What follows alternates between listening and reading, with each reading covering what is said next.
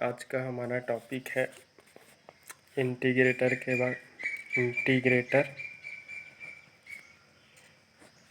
Integrator circuit या फिर op amp as an integrator circuit.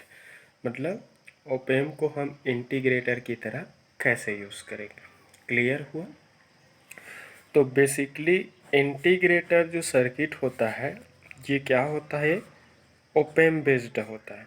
Op-amp based है, ठीक है। तो ये ओपेम बेस्ड इलेक्ट्रॉनिक सर्किट होता है जो मैथमेटिकल इंटीग्रेशन ऑपरेशन परफॉर्म करता है, ठीक है। तो इंटीग्रेटर सर्किट क्या हुआ, बेसिकली ये क्या होता है, ये हमारा जो इंटीग्रेटर है वो ये क्या है, ये ओपेम बेस्ड इलेक्ट्रॉनिक सर्किट है। तो ओपेम बेस्ड एक इलेक्ट्रॉनिक सर्किट है जो मैथमेटिकल इंटीग्रेशन ऑपरेशन परफॉर्म करता है।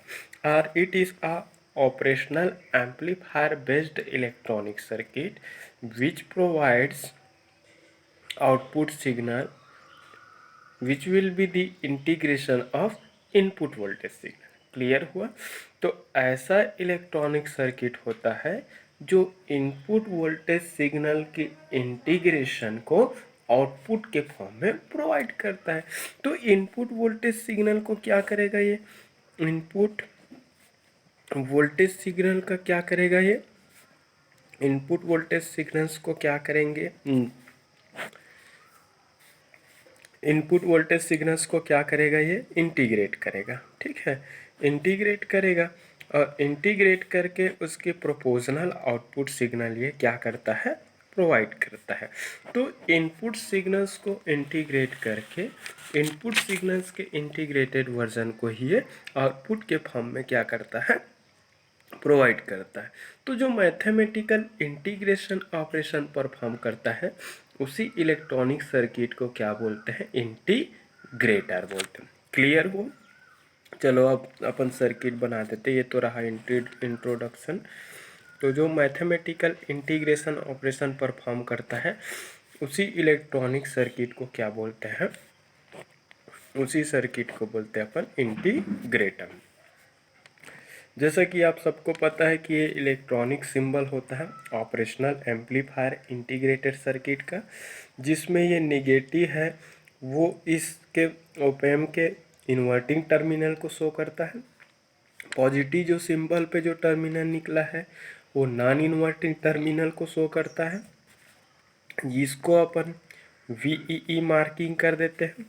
ये negative DC biasing supply voltage है, इसको हम प्लस VCC मार्किंग कर देते हैं। ये positive DC biasing supply voltage है। और ये जो टर्मिनल है वो क्या होता है, ये आउटपुट वोल्टेज के लिए होता है। तो आउटपुट को लोड अगर कनेक्ट करना है तो भी कर सकते हो, अगर लोड कनेक्ट नहीं करना है तो सीधे इसी टर्मिनल से आप वोल्टेज मेज़र कर सकते हैं, ठीक है। तो कोई भी ऑपरेशनल एम्पलीफायर इंटीग्रेटेड सर्किट के लिए एटलीस्ट उसमें 5 टर्मिनल्स का होना बहुत ही ज़रूरी है। 2 इनपुट होते हैं, एक आउटपुट होना ज़रूरी है और 2 जो टर्मिनल है उसकी एक्सटर्नल DC बायसिंग सप्लाई के लिए। जब तक आप कोई भी पैसिव कंपोनेंट को, पैसिव एम्पलीफायर को एक्सटर्नल DC बायसिंग सप्लाई नहीं दोगे तब तक वो अपना एम्पलीफिकेशन का वर्क नहीं कर सकता। तो हर एक एम्पलीफायर सर्किट को उसकी प्रॉपर या सेटिस्फैक्ट्री ऑपरेशन को अचीव करने के लिए कुछ अमाउंट में एक्सटर्नल DC वोल्टेज की आवश्यकता है। तो वही एक्सटर्नल DC वोल्टेज है, यहाँ पर उसको हम निगेटिव DC बायसिंग और पॉजिटिव DC बायसिंग के रूप में हम देते हैं। चलो अब हम इंटीग्रेटर सर्किट डिज़ाइन कर लेते हैं। इंटीग्रेटर सर्किट बेसिकली एक RC नेटवर्क होता है। ये आपका इनपुट रजिस्टर है। अगर हम फीडबैक रजिस्टर को एक कैपेसिटर से रिप्लेस कर दें तो ये जो न्यूली जो सर्किट फॉर्म होता है उस न्यूली सर्किट को हम क्या बोलेंगे, इंटीग्रेटर सर्किट। ये आपका इनपुट रेजिस्टेंस है, आर इन मान सकते हो, ठीक है। और यहाँ पर हम क्या देंगे, एक्सटर्नल सिग्नल। तो एक्सटर्नल सिग्नल अप्लाई कर देते हैं। सपोज इसको साइनोसाइडल मान लेता हूँ और इस इनपुट सिग्नल को वी इन दें। तो इनपुट वोल्टेज सिग्नल है वह एक्सटर्नल इनपुट वोल्टेज सिग्नल है जिसे हमें इंटीग्रेट करके आउटपुट वोल्टेज के फॉर्म में प्राप्त करना। ये जो सर्किट है वो इन्वर्टिंग मोड में ऑपरेट कर रहा है। इन्वर्टिंग मोड में कब कहलाते हैं? यदि किसी ऑप एम्प में एक्सटर्नल इनपुट के फॉर्म में अगर हम इन्वर्टिंग टर्मिनल पे एक्सटर्नल इनपुट सिग्नल अप्लाई करें और उसके नॉन इन्वर्टिंग टर्मिनल को क्या कर दें? ग्राउंड कर दें। तो एक्सटर्नल इनपुट सिग्नल को हम इसके इन्वर्टिंग में अप्लाई करते हैं और इसके नॉन इन्वर्टिंग टर्मिनल को ग्राउंडेड करते हैं। तो इस मोड ऑफ ऑपरेशन को क्या बोलते हैं हम? Inverting mode of operation. तो यहाँ पर इस इंटीग्रेटर सर्किट को हम इन्वर्टिंग मोड में यूज़ कर रहे हैं क्योंकि एक्सटर्नल इनपुट सिग्नल को हम इसके इन्वर्टिंग टर्मिनल पे अप्लाई कर रहे हैं और इसके नॉन इन्वर्टिंग टर्मिनल को ग्राउंडेड कर दिया है। ठीक है, तो सिंपल इन्वर्टिंग एम्पलीफायर के फीडबैक रजिस्टर को अगर हम इस फीडबैक कैपेसिटर से रिप्लेस कर दें तो न्यूली जो सर्किट का फॉर्मेशन होता है उस फॉर्म्ड न्यूली सर्किट को बोलते हैं हम इंटीग्रेटर सर्किट। तो ये जो इंटीग्रेटर सर्किट है वो इस इनपुट वोल्टेज को इंटीग्रेट करके आउटपुट के फॉर्म में प्रोवाइड करता है। क्लियर हुआ? अब देखो जैसा कि ये आपका positive that means non inverting terminal, suppose इस नॉन इन्वर्टिंग टर्मिनल की वोल्टेज को VA मान लेता हूँ, ये इसका इन्वर्टिंग टर्मिनल है। इस इन्वर्टिंग टर्मिनल की वोल्टेज को क्या मान लेता हूँ मैं? VB मान लेता हूँ। इस जंक्शन टर्मिनल को अगर मैं A मान लिया, इस जंक्शन को अगर मैं क्या मान लेता हूँ? B मान लेता हूँ। ठीक है, तो इस इनपुट वोल्टेज के कारण इस सर्किट के इनपुट रजिस्टर पे फ्लो होने वाले करंट को मैं आई इन मान लेता हूँ। ठीक है, इसके इन्वर्टिंग टर्मिनल पे फ्लो होने वाले करंट को अपने तरफ से मैं क्या मान लेता हूँ? आई मान लेता हूँ। सपोज इस फीडबैक कैपेसिटर से फ्लो होने वाले करंट को क्या मान लिया? IF मान लिया। क्लियर हुआ? तो हर एक ब्रांच में मैं अपने तरफ से एक एक करंट को अजम्पशन कर लिया। मैंने अपने तरफ से किसी भी करंट को incoming current to the junction, किसी को outgoing current from the junction माना। तो आई इन को मैं जंक्शन की ओर आते हुए माना हूँ, बाकी दो करंट को मैं जंक्शन से दूर जाते हुए माना हूँ। क्लियर हुआ? तो ये इंटीग्रेशन का ऑपरेशन परफॉर्म करता है, मैथमेटिकल इंटीग्रेशन का ऑपरेशन परफॉर्म करने वाले इलेक्ट्रॉनिक सर्किट को क्या बोलते हैं? इंटीग्रेटर बोलते हैं। तो ये ऐसा इलेक्ट्रॉनिक सर्किट है जो इनपुट वोल्टेज सिग्नल के इंटीग्रेटेड फॉर्म को आउटपुट के फॉर्म में प्रोवाइड करेगा। बट जो आउटपुट जो वोल्टेज जो मिलेगा वो इनपुट का इंटीग्रेटेड फॉर्म तो रहेगा, बट आउटपुट और इनपुट दोनों आपस में 180 डिग्री आउट ऑफ फेस रहेंगे। क्या रहेगा? 180 डिग्री आउट ऑफ फेस रहेगा। 180 डिग्री आउट ऑफ, तो 180 degree out of face provide करेगा क्योंकि यहाँ पर हम ऑप एम्प को कौन से मोड में यूज़ कर रहे हैं? Inverting mode. तो जब भी ऑप एम्प को आप इन्वर्टिंग मोड में यूज़ करोगे तो आउटपुट और इनपुट के बीच में फेस का रिलेशन क्या होगा? 180 डिग्री आउट ऑफ फेस।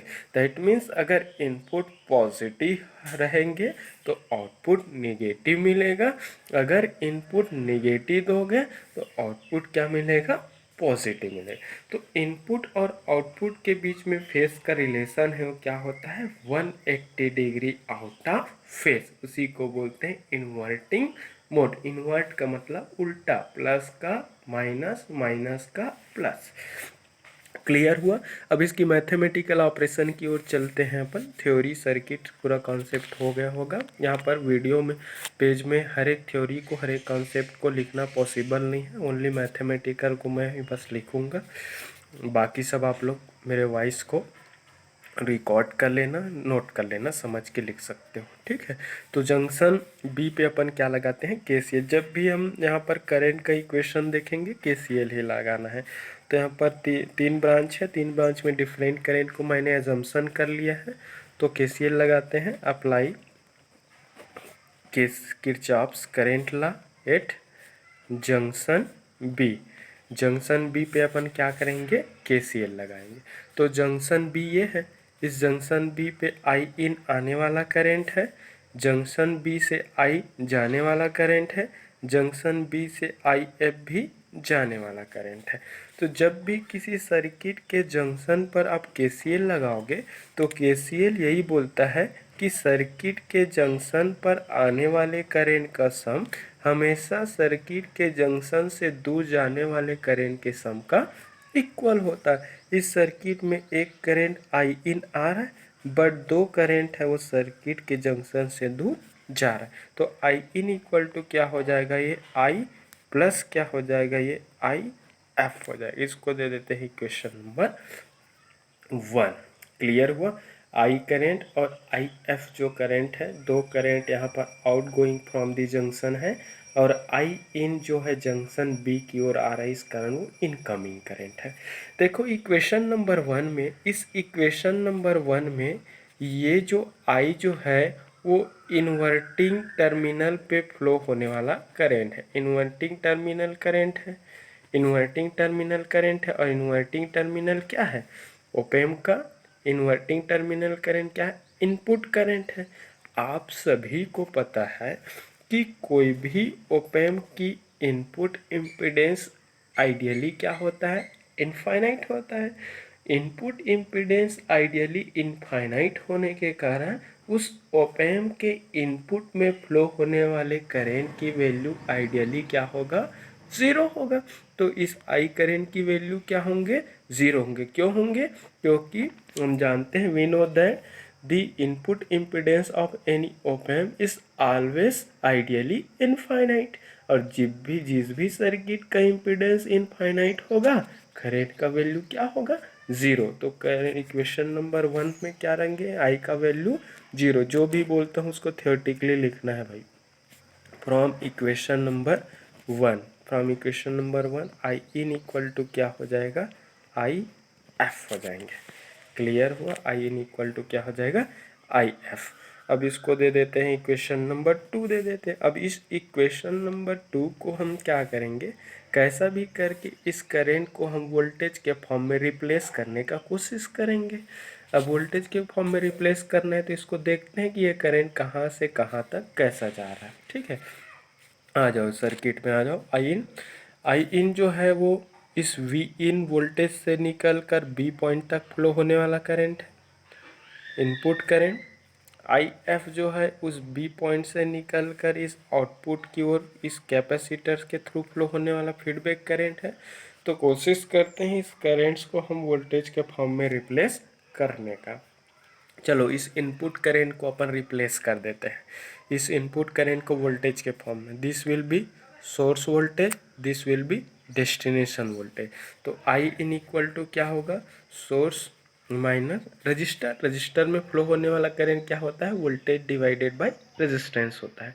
ठीक है, तो आई इन इक्वल टू क्या हो जाएगा, सोर्स माइनस डेस्टिनेशन। तो सोर्स वोल्टेज क्या है इसका, सर्किट देखेंगे, वी इन से जा रहा है, कहाँ तक जा रहा है वो, वी बी तक जा रहा है वो, डिवाइडेड बाय बीच का ब्रांच रेजिस्टेंस क्या है इसका, आर इन माना। क्लियर हुआ। Equal to I F capacitor, capacitor से फ्लो होने वाला करंट का फार्मूला क्या होता है, सी एफ मतलब कैपेसिटर की capacitance into D by D T, D V by D T. और voltage D V by D T होता है फॉर्मूला। वोल्टेज क्या है, यहाँ पर दो वोल्टेज काम होगा। कैसे, ये आपका इस आई एफ के लिए सोर्स वोल्टेज है और ये वी नॉट क्या है, इसके लिए डेस्टिनेशन वोल्टेज। तो कैपेसिटर के cross potential difference source voltage V B minus destination voltage V nought. Clear हुआ। ठीक, अब यहाँ पर इसको दे देते हैं इक्वेशन नंबर 3। अब देखो ये इक्वेशन है इनपुट वोल्टेज जो कि हमारा इनपुट है जिसे हमें इंटीग्रेट करना है, वी बी पॉइंट का वोल्टेज है, इन्वर्टिंग टर्मिनल का वोल्टेज है, वी नॉट आउटपुट वोल्टेज। हमें आउटपुट और इनपुट के बीच रिलेशन चाहिए। यहाँ पर वी बी जो है एक अननोन पैरामीटर हो रहा है, कैसे भी करके मुझे इस वी बी को यहाँ से क्या करना है, रिमूव करना है। रिमूव करने के लिए मुझे वी बी की वैल्यू फाइंड आउट करना पड़ेगा। तो वी बी की वैल्यू फाइंड आउट होने के लिए सर्किट पे एक बार ध्यान देंगे। VB जो है इस B पॉइंट का वोल्टेज है। अगर मुझे इस A पॉइंट का वोल्टेज पता चल जाए और तो यहाँ पर वर्चुअल ग्राउंड कॉन्सेप्ट रूल लगा दूंगा, तो इस पॉइंट का वोल्टेज है वो इस पॉइंट के वोल्टेज का इक्वल होता है, वही वर्चुअल ग्राउंड कॉन्सेप्ट है। तो मुझे VA चाहिए और VA यहाँ पे सीधा सीधा दिख रहा है। क्या दिख रहा है? हमने तो इस नॉन इन्वर्टिंग टर्मिनल को ग्राउंडेड किए हैं, तो नॉन इन्वर्टिंग टर्मिनल को ग्राउंडेड करने से नॉन इन्वर्टिंग टर्मिनल पर वोल्टेज की वैल्यू क्या हो जा रहा है? 0। तो नॉन इन्वर्टिंग टर्मिनल पे वोल्टेज का वैल्यू 0 है। From virtual ground concept, virtual ground concept,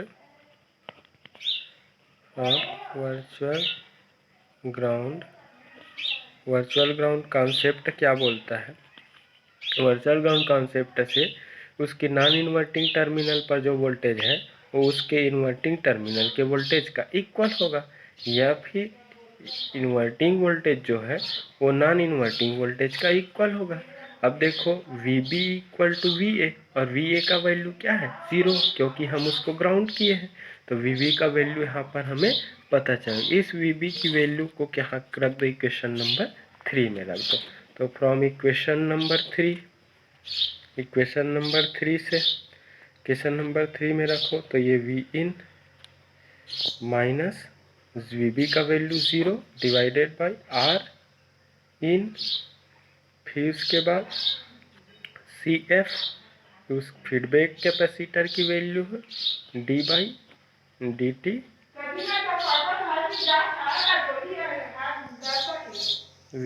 VB की वैल्यू क्या है? 0 माइनस क्या हो जाएगा? ये V0, ये हो जाएगा CF D/dt। VB का वैल्यू 0 पुट किया हूँ माइनस V0। VB अननोन था, अननोन को मैंने रिप्लेस कर दिया। अब इसको फिर से रीअरेंज कर देते हैं, तो इस टाइप से हो जाएगा। ये हो जाएगा V/R equal to CF D/dt, और ये हो जाएगा माइनस V0। या फिर इसको फिर से रीअरेंज करेंगे तो क्या हो जाएगा? V/R इक्वल टू हो जाएगा minus CF into DV0 by क्या हो जाएगा? ये DT। ठीक है, इसको मुझे V0 चाहिए, तो यहाँ से इस डेरिवेटिव को हटाना पड़ेगा, डिफ्रेंशिएशन को। और जब भी मैथमेटिक्स में डिफ्रेंशिएशन हटाना है तो क्या कर देते हैं अपन? इंटीग्रेट कर देते हैं। तो इंटीग्रेशन कर देते हैं, integrate both side, taking integration both sides, दोनों साइड्स को हम क्या कर देते हैं? इंटीग्रेशन कर देते हैं। तो ये क्या हो जाएगा? V in with respect to T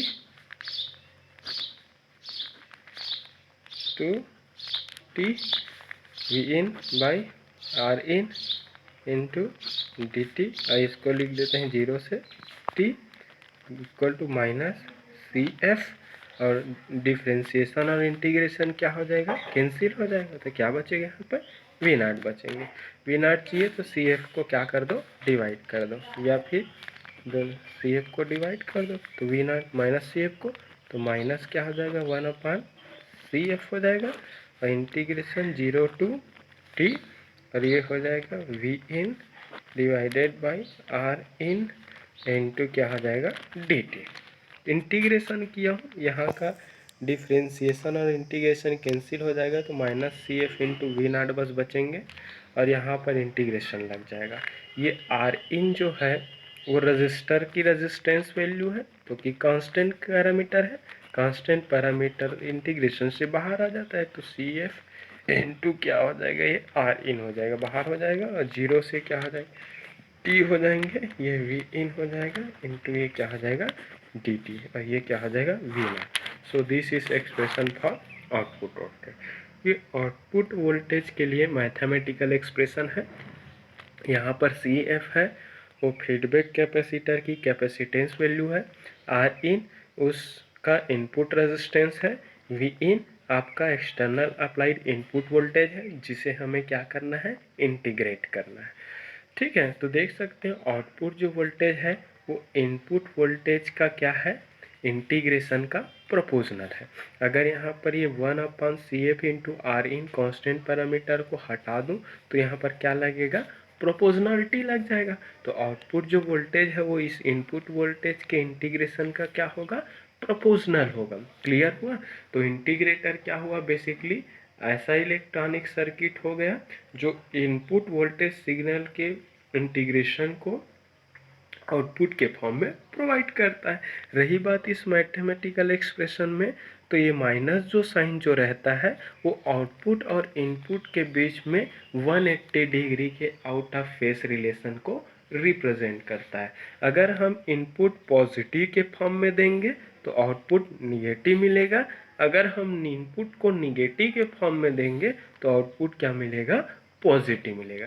तो इनपुट सिग्नल को 180 डिग्री इन्वर्ट करके इंटीग्रेट करके उसको आउटपुट के फॉर्म में प्रोवाइड करता है, वही क्या कहलाता है, इंटीग्रेटर। और यहाँ पर इंटीग्रेटर को मैं किस मोड में यूज़ किया हूँ, यहाँ पर इन्वर्टिंग मोड, तो इन्वर्टिंग इंटीग्रेटर है बोल सकते हो।